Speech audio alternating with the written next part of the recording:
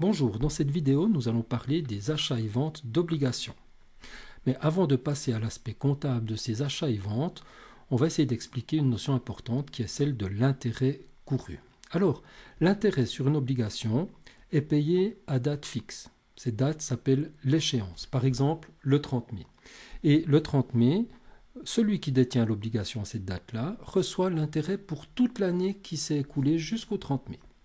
Alors le problème se pose lorsque l'obligation est achetée ou vendue, avant ou après cette échéance, car l'acheteur et le vendeur doivent se partager l'intérêt. Alors imaginez que le vendeur ait gardé pendant 6 mois l'obligation et ensuite la vend.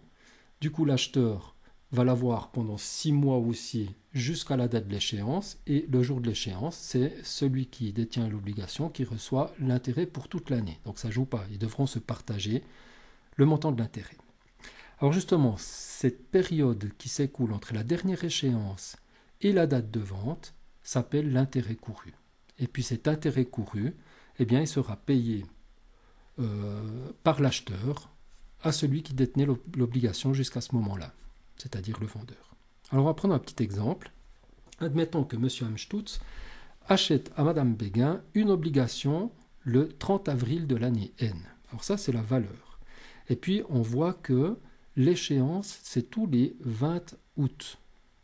Ce qui veut dire que le 20 août de l'année précédente, de l'année N-1, Mme Béguin avait reçu les intérêts pour toute l'année qui s'est écoulée jusqu'au 20 août de l'année N-1. Et puis depuis, Mme Béguin a détenu l'obligation jusqu'au 30 avril où elle vend cette obligation à M. Amstutz. Par conséquent, Mme Béguin va dire, moi, je mérite les intérêts qui partent de l'échéance, la dernière échéance, le 22/8 N-1, jusqu'à la date de la valeur, autrement dit la date de la vente, le 30/4. Et entre le 22/8 de l'année N-1 et le 30/4 de l'année N, se sont écoulés 250 jours. Et elle a droit à ses intérêts. Et du coup, M. Amstutz va payer le titre lui-même, l'obligation, plus les intérêts courus qui reviennent à Mme Béguin. Alors voilà, si on regarde un petit peu avec les calculs, eh bien, cette valeur s'élève tout simplement à, on sait que l'intérêt se calcule avec la formule des intérêts, capital fois taux fois nombre de jours divisé par 36 000, ça fait 34 francs 70, ce qui fait que M. Amstutz va payer la valeur de l'obligation plus 34 francs 70 d'intérêts qui reviennent à Mme Béguin. Ah voilà, maintenant qu'on sait cela, on peut passer aux achats d'obligations. Alors, on a compris qu'il y aura deux écritures. La première, c'est la valeur du titre lui-même, qui va être payé au détenteur, titre à banque. Le calcul, eh bien, c'est le nombre d'obligations fois la valeur nominale de chaque obligation, fois le cours qui est toujours exprimé en pourcent. Et puis, les frais sont ajoutés, les frais, on les perd toujours. Et puis, il y aura une écriture pour les intérêts courus, justement, qui sont à payer aussi à l'ancien possesseur de l'obligation.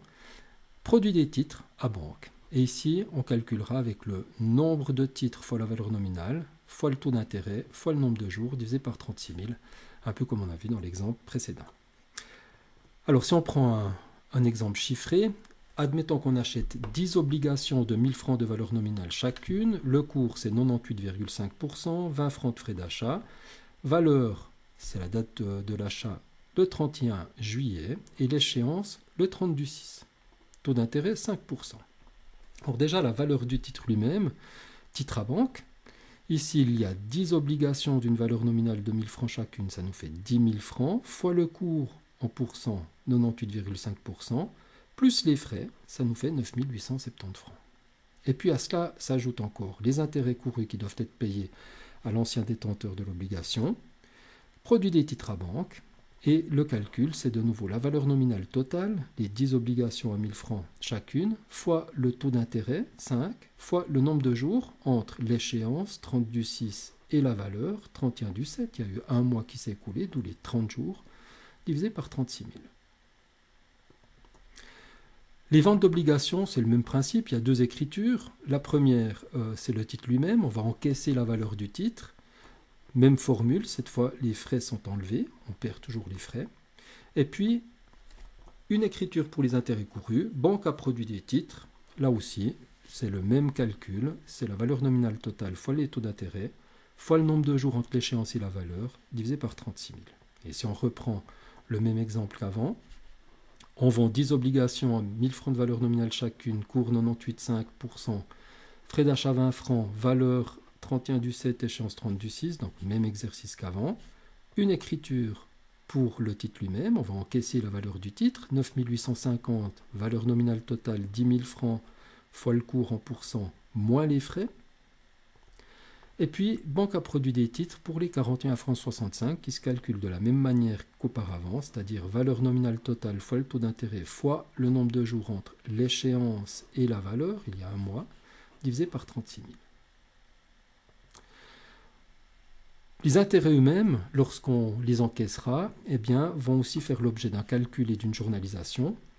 Alors ici, en admettant qu'on ait 4 obligations d'une valeur nominale chacune de 5 000 francs et que le taux d'intérêt servi soit de 2%, eh bien, bêtement, c'est la valeur nominale totale fois 2%. Ici, ça nous fait 400 francs, et ça, c'est l'intérêt brut. À cet intérêt brut sera enlevé l'impôt anticipé, 35%, et on encaissera en fait que le coupon net, c'est-à-dire les 65%. Et du coup, ici, on aura ce genre de petit calcul à faire à chaque fois. Et pour le journal, eh bien, tout simplement, dans produit des titres, on aura l'intérêt brut. Créance AFC, c'est pour l'impôt anticipé, et puis on encaisse l'intérêt net. Alors voilà, j'espère que cette petite vidéo vous a servi pour pouvoir mieux comprendre ces achats et ventes d'obligations.